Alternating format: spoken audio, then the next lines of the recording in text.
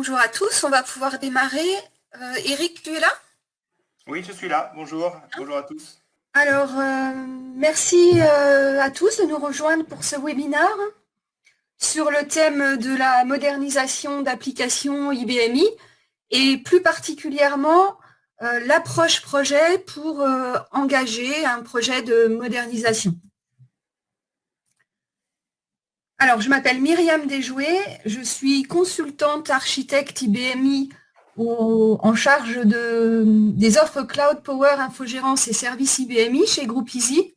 J'ai une forte culture IBMI puisque l'AS400 et ensuite la plateforme IBM Power ont été au centre de mes activités professionnelles pendant 10 ans autour de prestations de services, puis comme aujourd'hui sur des missions d'avant-vente et de direction de projet.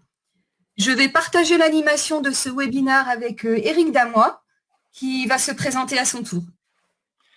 Bonjour à tous. Je suis en charge avec Myriam des offres cloud et modernisation IBMI au sein du groupe Easy au niveau national, et puis également en charge du développement de l'activité du groupe sur la région Grand Est basée à Lyon. Une forte culture IBMI également, avec 22 ans passés chez IBM, et puis ensuite 6 ans comme DSI d'une grande entreprise lyonnaise avec un système d'information basé sur AS400 avec 10 000 utilisateurs. Donc, le sommaire, dans quelques secondes, je présenterai en quelques chiffres et quelques mots le groupe Easy, et puis je présenterai le positionnement, le contexte du webinaire en introduction. Nous parlerons essentiellement stratégie et méthodologie, et nous vous donnerons 5 recommandations qui nous semblaient essentielles dans l'approche projet de modernisation. En fin de séance, on vous dira également comment Groupe Easy peut vous accompagner dans vos projets, et nous finirons par une séance de questions-réponses. On a à peu près 30 minutes devant nous, donc démarrons, ne perdons pas de temps. Alors, tout d'abord, quelques mots pour vous présenter le groupe Easy. Donc, Groupe Easy est un cloud provider d'une expérience de 20 ans environ entre ces différentes entités sur des activités de cloud, d'infogérance, avec un centre de service 24/7 et plus de 3000 serveurs infogérés. Groupe Easy a également une forte activité de services d'intégration sur différentes technologies, serveurs, stockage, virtualisation OS. Et nos expertises fortes sont dans les domaines d'administration technique SAP, de base de données, de réseau de sécurité et bien entendu autour de la plateforme IBMI. Nous avons une offre spécifique de cloud et d'infogérance pour l'IBMI et de larges compétences sur l'architecture, le design d'infrastructure, le système bien sûr, sauvegarde, haute disponibilité et virtualisation. Quelques chiffres clés pour caractériser le groupe Easy. Donc, un chiffre d'affaires 2019 de 30 millions d'euros, 120 collaborateurs, 4 situations, localisation géographique en France. Donc, notre siège social est en banlieue parisienne, à Nanterre. C'est aussi là que se trouve notre centre de service. Et nous avons une agence à Nantes, une agence à Toulouse et depuis la fin d'année 2019, une agence à Lyon. Alors, avant de rentrer dans le vif du sujet du webinaire, nous avons choisi pour ce webinaire un sujet qui est de forte actualité pour les utilisateurs d'applications IBMI, qui est la modernisation d'applications que nous allons aborder sur le thème de l'approche projet et de la méthodologie. Alors, nous parlons de moderniser les applications métiers, développées en spécifique, que ce soit pour transformer les écrans verts en interface graphique, moderniser le code RPG pour le rendre accessible aux jeunes développeurs ou encore transformer la base de données historique en base de données SQL. Chaque sujet de modernisation répond à un besoin d'accélérer le business dans les entreprises et de participer activement à la transformation digitale déjà bien engagée chez nos clients. Au cours de ce webinaire, pour être bien précise, nous parlerons donc de stratégie et de méthodologie. Nous n'aborderons pas aujourd'hui de solutions techniques, d'outillage ou de process de transformation, thèmes qui pourront faire l'objet d'une autre manifestation à venir. Mais de notre expérience et des échanges que nous avons très fréquemment avec les clients, il nous a paru assez intéressant de poser les conditions, les contraintes, les contextes que nous rencontrons chez nos clients, qui sont autant de facteurs à prendre en compte pour démarrer un projet de modernisation dans les meilleures conditions. Ces facteurs peuvent évoluer dans le temps. Et Eric, est-ce que tu peux nous dire où nous en sommes aujourd'hui? Oui, bien sûr, Myriam. Alors, tout d'abord, une petite précaution d'usage sur les termes que nous allons utiliser. On parle IBMI, on parle AS400, donc c'est la même chose. Alors, un coup, ce sera IBMI, un coup, ce sera AS400. On va parler aussi de legacy system. Le legacy system, c'est le système d'information historique de l'entreprise. Et là, en l'occurrence, puisque c'est le sujet qui nous préoccupe, c'est pour les entreprises dont le legacy, c'est-à-dire le système d'information historique, est basé sur AS400 avec des applications spécifiques. Donc effectivement, Myriam, sur les 5 dernières années, on a observé 3 étapes dans le comportement des clients AS400 devant les projets de modernisation. Une phase d'interrogation en 2015. Est-ce qu'on modernise, est-ce qu'on ne modernise pas?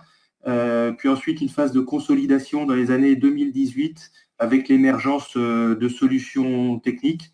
Et puis aujourd'hui, les clients qui sont convaincus de la nécessité de moderniser et puis des technologies qui arrivent à maturité. Donc si on revient en 2015, c'est la période de la forte poussée des chantiers de transformation digitale dans les entreprises, l'arrivée de Chief Digital Officer, des responsables digitaux qui travaillent avec les responsables informatiques, un certain nombre d'entreprises qui ont essayé de quitter la plateforme AS400 avec des projets ERP plus ou moins longs, plus ou moins coûteux, plus ou moins douloureux et avec des décisions d'arrêter ou de réduire le spectre, des difficultés pour continuer à développer en RPG SEU, une lenteur sur la gestion des évolutions demandées par les métiers.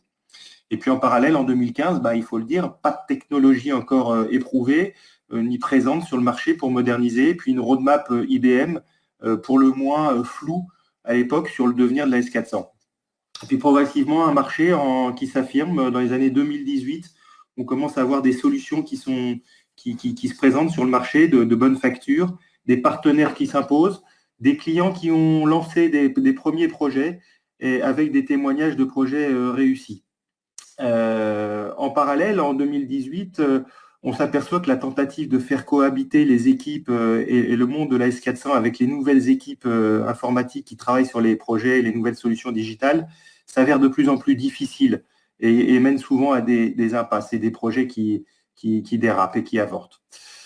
Et puis on est là aujourd'hui en 2020 avec des projets de modernisation qui ont été réussis par un certain nombre de clients, des outils de modernisation et des solutions des éditeurs qui sont arrivés cette fois-ci à maturité, de bonne tenue, une offre et une roadmap IBM qui s'est clairement affirmée sur le court, sur le moyen et sur le long terme, avec beaucoup de visibilité dans cette roadmap IBM.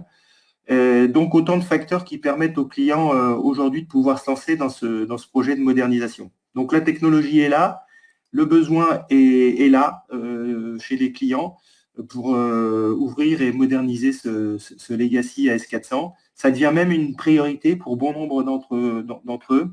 Et pourtant, beaucoup de clients hésitent. Beaucoup de clients hésitent et beaucoup de clients hésitent parce que les objectifs sont multiples. Les objectifs sont multiples et ça complexifie les prises de décision et le fait de se lancer dans ces chantiers-là. Il y a des objectifs stratégiques, une forte demande d'agilité de la part des directions digitales ou des directions générales, un besoin de rationaliser les applicatifs pour diminuer les coûts, une forte demande d'innovation de la part des métiers pour aller vers des applications hybrides, des applications mobiles, des microservices. Et puis enfin, comme beaucoup d'entreprises ont fait le constat qu'on allait rester sur ces applications AS400 encore un bon bout de temps, eh bien, il faut se réapproprier ces applications, les maîtriser et puis les rendre beaucoup plus performantes et beaucoup plus productives. En parallèle, il y a des objectifs métiers. L'arrivée de nouvelles générations, des jeunes générations qui ne comprennent pas les interfaces avec un écran vert, des générations qui demandent des nouvelles fonctionnalités, et puis l'évolution des métiers, tout simplement, la demande des clients qui évolue, un besoin de performance, de productivité. La nécessité d'interfacer la S400 avec les nouvelles solutions digitales, comme on l'a vu, hein, une nouvelle CRM, de nouvelles applications mobiles. Le besoin de sécuriser et de rénover des anciens applicatifs développés dans les années 80-90 qui répondent plus forcément aux nouvelles règles de gestion métier. Le besoin de répondre rapidement aux évolutions et aux demandes des directions fonctionnelles. Hein. On a besoin de rapidité, d'agilité, d'aller vite. Et puis enfin, la prise de conscience de la part des entreprises, et des directions métiers, fonctionnelles, générales et informatiques, que la S400, finalement, dans sa spécificité, représente un véritable patrimoine pour l'entreprise. Eric, est-ce que cette prise de conscience que l'application historique est finalement un atout précieux pour l'entreprise n'arrive pas souvent après des tentatives de l'avoir remplacée, cette application? J'ai croisé souvent des clients par le passé qui m'ont dit c'est notre dernier changement de serveur, on va passer à SAP ou à un autre ERP. Et finalement, 5 ans plus tard, on se retrouve à discuter modernisation avec ces mêmes clients. Oui, effectivement, Myriam, c'est logique parce que ces applications sont très souvent le reflet du savoir-faire unique de l'entreprise ou bien d'une différenciation métier sur une gestion commerciale spécifique, une tarification très pointue, des process de fabrication extrêmement sophistiqués. Et donc, un savoir-faire unique, une spécificité forte de l'entreprise qui en fait un avantage concurrentiel. Puis aussi, le fait que ces applications renferment depuis des années, des décennies même, des données référentielles extrêmement stratégiques pour l'entreprise autour des clients, autour des fournisseurs, autour des articles, j'en passe. Et qui, tout cela, ça représente souvent une richesse et un patrimoine de l'entreprise qu'il faut absolument pérenniser en l'absence de solutions alternatives. On fait le constat qu'un ERP ne sera pas adapté à l'entreprise, donc il faut absolument la pérenniser, cette application, et la faire évoluer. D'où l'importance, et c'est le sens du message que nous allons passer aujourd'hui, de mener ces projets de transformation en retravaillant avec les métiers sur la question de l'alignement de l'informatique par rapport aux métiers et par rapport aux nouvelles fonctionnalités pour pas que ce projet de modernisation soit uniquement un projet technologique, mais aussi et surtout pour que ce soit un projet qui apporte de la valeur aux métiers. Donc on l'a vu, il y a des enjeux stratégiques, des enjeux fonctionnels pour les métiers, pour les utilisateurs, des enjeux pour l'informatique, parce que l'informatique va être obligée d'intégrer cette modernisation en plus dans son activité et aussi d'être moteur sur ce projet-là. Donc il va falloir travailler sur 3 axes. Et il faut impérativement travailler ces 3 axes pour réussir son projet de modernisation. D'abord, se poser la question de pourquoi. Pourquoi je modernise? C'est quoi la finalité? Et ensuite, comment je lance un projet de modernisation? Et puis enfin, on ne peut pas démarrer dans tous les sens. Par où on commence ce projet de modernisation? Eh bien, Myriam, je te laisse la parole pour nous expliquer cette démarche. Alors oui, si le projet de modernisation est poussé par les enjeux métiers et la stratégie d'entreprise, tu l'as bien expliqué, Eric, l'IT est au cœur du projet, en effet, parce que le projet de modernisation est un projet technologique. Il est fondamental de poser les fondations solides pour réussir le projet. Et c'est en ce sens que l'une des préoccupations importantes pour l'IT, l'une des premières préoccupations, c'est de sécuriser. Alors sécuriser, c'est d'abord se réapproprier les processus et les règles de gestion. Les applications sont souvent très anciennes, hein, elles ont parfois même plus de 15 ans. Hein, et au fil du temps, on a perdu la connaissance globale de ces applications. Ce travail de réappropriation favorisera une meilleure maîtrise des processus et permettra d'optimiser et d'accélérer les évolutions futures. Le deuxième point est de mesurer le niveau d'obsolescence des applications. L'obsolescence d'un point de vue adéquation, fonctionnalité, besoin métier, mais aussi l'obsolescence par rapport à des interfaces, à des outils. Cela va permettre d'orienter aussi le choix des solutions techniques qui seront mises en œuvre. Troisième point, faire évoluer les technologies obsolètes. L'analyse du socle technique sur lequel s'appuient les applicatifs est un passage obligé dans la préparation du projet de transformation. L'obsolescence technologique, qu'elle soit au niveau de l'OS, du code, de la base de données, peut être un frein à la mise en œuvre de nouvelles fonctions, autant de prérequis qu'il faudra prendre en compte dans le plan projet. Le quatrième point, identifier et limiter les risques dus à la perte de compétences historiques. On le sait tous, hein, nous sommes dans le monde de l'IBMI et de la S400, les populations sont vieillissantes, les sachants qui ont quitté la société ou qui vont quitter prochainement la société ont emporté ou vont emporter avec elles une partie de la connaissance du patrimoine applicatif. Il est important de pouvoir anticiper ces départs et si cela n'a pas été anticipé, de se donner les moyens de redocumenter les applications. Et enfin, sécuriser, c'est aussi rationaliser la gestion des interfaces des flux, d'une manière générale, rationaliser les applications. C'est l'occasion de se séparer du code non utilisé, de supprimer les redondances, autant d'améliorations qui vont accroître la productivité et optimiser les coûts. Donc, sécuriser son legacy, c'est reprendre la maîtrise de ce legacy, mais c'est aussi appréhender le niveau de complexité du projet de modernisation. Deuxième enjeu pour l'IT, pérenniser. Pérenniser, c'est pérenniser ce qui a de la valeur en l'enrichissant de nouvelles fonctionnalités et de nouvelles technologies. Pérenniser le patrimoine applicatif, c'est retravailler avec les métiers pour réaligner les applicatifs avec la réalité des métiers, élément essentiel non seulement pour la réussite du projet, mais aussi pour convaincre les utilisateurs de l'intérêt de la modernisation. C'est transformer les interfaces pour répondre à des nouveaux besoins. On a déjà parlé, je crois, de la mobilité, mais c'est aussi pour casser une rupture générationnelle que l'on voit souvent dans les entreprises. Il est de plus en plus difficile pour les entreprises de recruter quand on a une CRM, même une comptabilité en écran vert. Ce n'est pas ce qu'attendent les nouvelles générations. C'est également pérenniser, c'est également faire évoluer les outils de développement et le poste du développeur. Bien souvent, chez nos clients, on continue à développer avec les interfaces standards, PDM.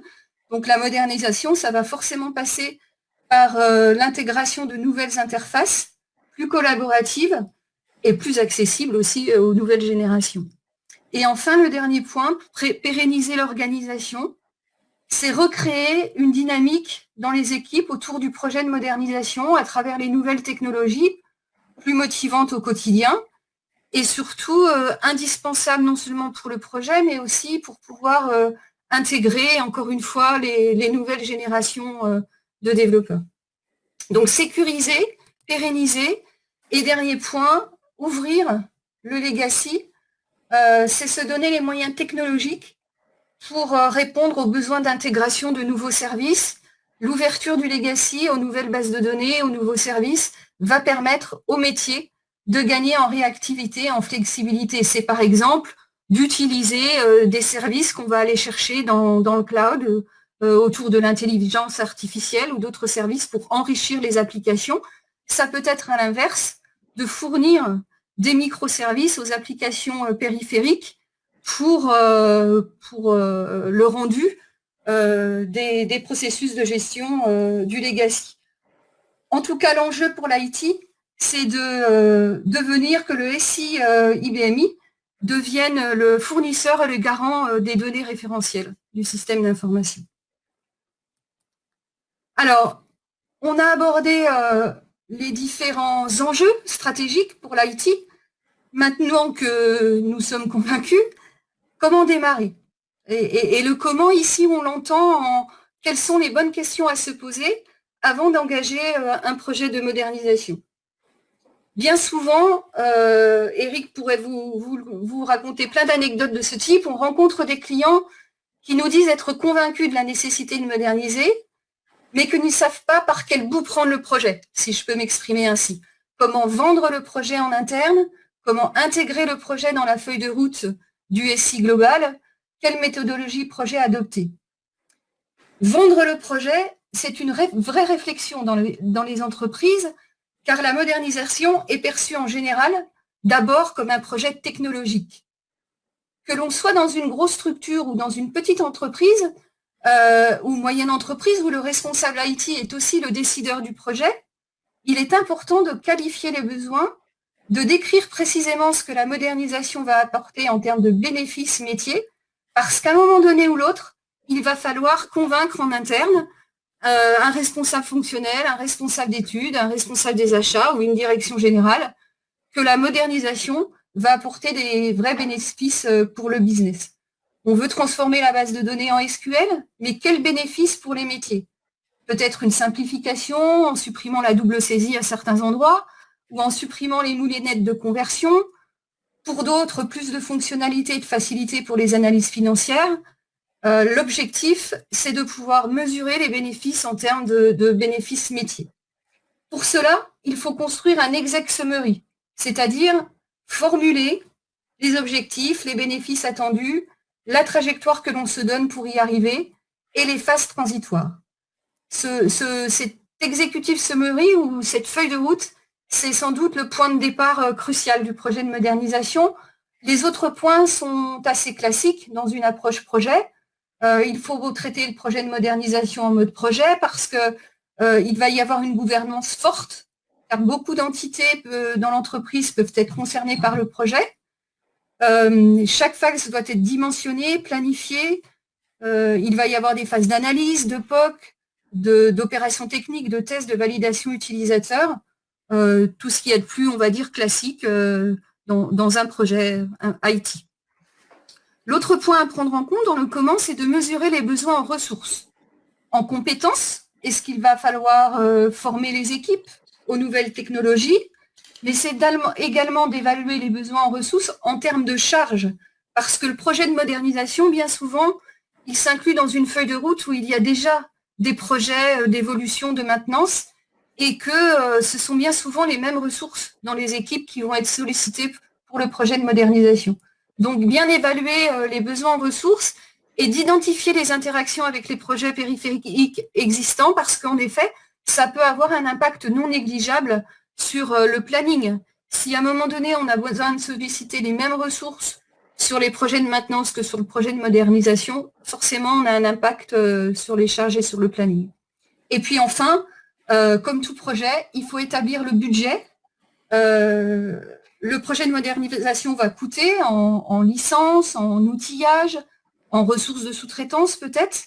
Et même si le projet est découpé en phases, en modules applicatifs ou on le verra plus tard, en axes de modernisation, il faut pouvoir avoir une idée du budget global pour pouvoir décider des projets en toute connaissance avec les directions générales et les directions financières. Alors, en termes de méthodologie, par où commencer? La première étape, la plus importante, c'est documenter et établir les cartographies. On ne pourra faire évoluer que ce que l'on maîtrise. Et pour maîtriser, il faut avoir la connaissance et bien souvent, il faut documenter. L'étape d'inventaire et d'analyse de l'existence est une étape primordiale, je viens de le dire, mais elle peut être aussi complexe, donc il ne faut pas la négliger, il ne faut pas négliger le temps et les moyens qu'on va donner. Elle va permettre de donner une photo à l'instant T à la fois fonctionnelle et technique du SI. Elle sera essentielle dans la réalisation de la feuille de route du projet de transformation qui va détailler la cible du projet et les phases transitoires. À partir de cette cartographie, par exemple, pourront être choisis les axes de modernisation, les priorités. C'est la deuxième étape du projet, choisir les axes et les priorités. Comment va-t-on les mettre en œuvre? La priorité est-elle de moderniser les interfaces, car on veut augmenter la satisfaction utilisateur et répondre à des nouveaux besoins? Est-ce la transformation du code qui devient urgente parce qu'il y a des évolutions majeures qui sont en attente et qui nécessitent de renforcer les équipes avec des jeunes recrues qui sont aguerris sur de nouvelles technologies? Ou est-ce que c'est la base de données que l'on veut transformer en priorité? Ou alors est-ce que l'on va mettre le projet de transformation en route en effet par axe? Ou est-ce que c'est un module ou un sous-ensemble applicatif que l'on va transformer dans sa globalité? Autant de questions et de réponses à apporter qui vont définir le périmètre du projet de modernisation et bien sûr ultérieurement les charges et les coûts. La deuxième étape, donc de choix, elle va être rapidement mêlée à la troisième étape qui est le choix des outils et la définition des POC.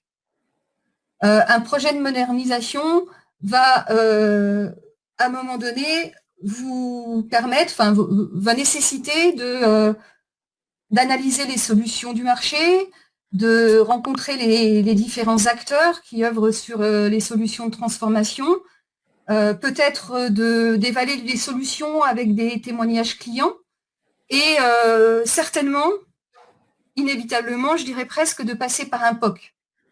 On ne lance rarement un projet sans un POC. Le POC va permettre d'évaluer les outils, il va permettre une première prise en main aussi par les équipes et aussi de conforter les choix d'organisation, voire les priorités, les axes de modernisation qui auraient été décidés dans la phase 2. Ensuite, on rentre dans un mode de projet classique, où on va avoir un projet en différentes phases d'analyse détaillée, de création de référentiels, d'opérations techniques de transformation, de tests de non-régression, de recettes et de déploiement. Alors, sur cette phase de documentation, de notre expérience, la première phase de documentation intervient souvent dans un contexte d'audit plus global qui va prendre en compte non seulement les applications, mais aussi les infrastructures, les flux et plus largement aussi parfois l'organisation et les ressources. Cet audit comprend de l'analyse technique, des interviews plus ou moins nombreux selon le contexte et le périmètre du projet, et parfois aussi des analyses outillées, donc l'acquisition de solutions pour pouvoir accélérer les analyses. Première partie de la phase de documentation, d'audit, le socle d'infrastructure. L'analyse du socle d'infrastructure sur lequel tournent les applicatifs, des configurations, va permettre de mesurer le niveau d'obsolescence de ces infrastructures, les technologies en place, leur capacité d'évolution, la performance et d'une manière un peu plus générale, les conditions d'intégration d'un projet de modernisation. Est-ce que mes serveurs existants vont me permettre de pouvoir créer des environnements projets, par exemple? Est-ce que j'ai assez de stockage? Est-ce que les versions en place me permettent d'installer les outils ou est-ce que j'ai des prérequis au niveau des versions, etc. L'audit du socle technique permettra d'appréhender la capacité à mettre en œuvre de manière plus ou moins complexe le projet de modernisation et de définir les prérequis. Deuxième point de la documentation, la partie des applications et des flux. Il s'agit en premier lieu de réaliser l'inventaire des applications et des sous-applications pour réaliser un catalogue du patrimoine applicatif et ensuite d'en réaliser un découpage logique. Cette vision d'ensemble nous permettra aux décideurs d'identifier les applications qui seront intégrées au projet de modernisation. Il y a peut-être des applications qui sont sur le point d'être décommissionnées ou qui vont être remplacées par une solution du marché. Et dans ce cas, on va ensuite se concentrer sur les applications qui peuvent potentiellement vont rentrer dans le projet de modernisation. Et là, on va se lancer dans une cartographie plus technique, fonctionnelle et technique, pour évaluer la situation actuelle par rapport aux services rendus et au niveau technique.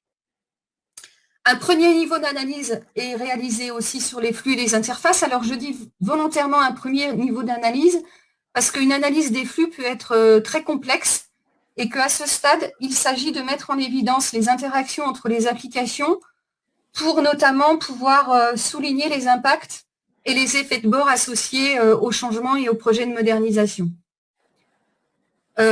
Troisième pavé de l'audit, les besoins en termes de ressources. Je ne vais pas trop détailler puisqu'on en a déjà parlé précédemment. Il s'agit de voir quels sont les besoins en termes de ressources et en termes de compétences pour la réalisation du projet de modernisation et d'anticiper éventuellement des départs en faisant des passations de compétences en interne. Et puis, la base de données. Donc, cartographier l'analyse de la base de données. Là aussi, à ce stade, il s'agit d'évaluer le niveau de la base de données, la complexité aussi, sachant que plus tard dans le projet, on aura la réalisation du référentiel et de toute la documentation relationnelle de la base de données.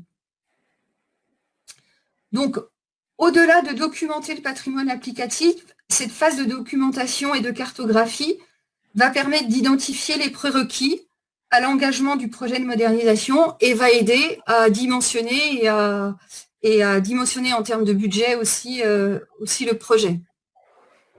Alors, pour terminer, sur cette phase documentation, je voudrais mettre l'accent sur les 4 points principaux parce que, en fonction des contextes d'audit, l'audit préalable va couvrir plus ou moins tous les thèmes que j'ai détaillés sur le slide précédent, qui dépend beaucoup des contextes clients. Par contre, ce qui est essentiel et un prérequis à tout lancement de projet de modernisation, c'est les 4 niveaux d'analyse que j'ai extraits ici, les 4 niveaux de cartographie. La cartographie applicative et interface, au-delà de donner une représentation visuelle du SI à un instant T, j'en ai déjà parlé, et du périmètre possible du projet de modernisation, la documentation réalisée à ce stade, c'est un véritable support pour ensuite planifier, chiffrer, valider les différentes phases du projet de modernisation. La réalisation de la cartographie est nécessaire pour engager le projet, mais elle ne se résume pas à cela. Dans la durée, elle va apporter de la valeur dans les opérations d'évolution et de maintenance applicative en permettant par exemple des analyses d'impact, une amélioration des chiffrages projets, une assistance aux phases de test et au pilotage des projets. Ça va être un véritable outil associé aux différentes solutions techniques qui seront mises en place pour assurer dans le temps une meilleure productivité et un meilleur suivi des projets. Quant aux 2 derniers points, sur la préanalyse de la base de données et du code, il est primordial d'avoir assez tôt dans l'étude une idée de la situation actuelle pour se rendre compte de la complexité, des contraintes ou des points de blocage qu'il peut y avoir dans la transformation. Par exemple, une analyse rapide du code nous permettra de voir la taille des programmes, s'il y a des commentaires, si les sources sont dispersées un peu partout dans des bibliothèques. Autant de facteurs qui ne rendront pas impossible la transformation, mais qui auront un impact sur l'approche technique. Et il serait dommage, au moment où on a démarré le projet et où on se lance dans un POC ou dans une transformation, de se rendre compte qu'on a une grande phase de nettoyage ou d'amélioration du code pour que la modernisation soit très efficace. D'où l'intérêt en amont sur la partie base de données et la partie de code d'intégrer un niveau d'audit, comment dirais-je, minimal. Donc voilà, j'ai abordé plusieurs sujets prérequis au lancement du projet. En synthèse, eh bien, je vais poser la question à Eric. Eric, si tu devais garder 5 informations essentielles pour engager le projet de modernisation, quelles seraient-elles? Eh bien, Myriam, les 5 recommandations, alors recommandations, c'est en toute humilité, mais suite à mon expérience sur ces chantiers-là, et puis surtout suite aux échanges et aux retours d'expérience que j'ai eu avec de nombreux clients. La première chose, c'est de définir, de passer du temps pour bien définir les objectifs et les bénéfices attendus dans cette modernisation. Très souvent, les clients choisissent, restent sur un projet informatique, choisissent un outil de modernisation, veulent faire plaisir à une direction métier, changent une interface graphique, voilà. Et puis, quand il s'agit d'élargir, soit on n'a pas de budget parce que la direction générale n'est pas informée, soit on se lance dans des chantiers de modernisation, on choisit des outils, puis ça s'arrête là. Donc, c'est vraiment en cohésion avec les métiers, redéfinir les objectifs de cette modernisation. Pourquoi ? Et puis que ce soit clair. Une fois qu'on a fait ça, que les objectifs sont clairs, qu'on a déterminé les priorités, les applications qu'on va moderniser en priorité, ou la base de données, ou l'interface graphique, une fois qu'on a fait ça, comme tu le disais précédemment, passer beaucoup de temps sur la documentation. D'abord parce que ça va servir à sécuriser l'existant et savoir d'où on part, et c'est rassurant, mais aussi c'est ce qui va permettre derrière de pouvoir enclencher sur un vrai chantier de modernisation. Les axes et les priorités, on ne peut pas tout faire en même temps, donc il faut vraiment se faire une feuille de route avec des choses extrêmement pragmatiques. Donc on prend quelques sujets et on les mène en liaison avec les objectifs et les bénéfices attendus. On prend quelques applications ou quelques chantiers et puis on les fait les uns après les autres avec des priorités. Démarche pragmatique, il faut rester très terre à terre. On fait des POC, on mesure, on regarde si ça correspond aux objectifs et si c'est des solutions, si une solution qui est pérenne, si cette modernisation a vraiment du sens, pour déterminer un go-no-go avant de pouvoir tout simplement déployer les solutions. Donc cette phase de POC, elle est cruciale puisque on va concrètement s'apercevoir du bien fondé de cette modernisation. Alors tout ça, ça s'appuie aussi sur une méthodologie projet, ça on insiste beaucoup dessus. C'est relativement classique, hein, un état des lieux, des POC, avant d'envisager des phases de transformation, et puis ensuite toutes les phases de test qui parfois peuvent prendre du temps, de recettes où on va réimpliquer les directions utilisatrices avant de pouvoir passer sur des mises en production dans une logique DevOps. Alors comment, dans ces chantiers-là, le groupe Easy peut vous accompagner, comment Myriam et moi-même pouvons vous accompagner. Alors, on peut, sur ces différents items, à tout moment, vous accompagner, à la fois en amont, sur les phases d'audit, sur l'établissement de cette feuille de route et du choix des axes de modernisation, sur cette phase cruciale de documentation, de rétro-documentation, d'analyse de l'existant. On peut vous accompagner sur la réalisation des POC, sur la transformation, sur le mode projet, sur la gestion de projet. Et puis, on a la capacité aussi à vous mettre à disposition des environnements pour les clients qui n'ont pas forcément des environnements de développement, de tests, de recettes en interne, de pouvoir mettre des environnements en mode cloud, en mode hébergé de projet, avec de l'outillage et puis de la compétence.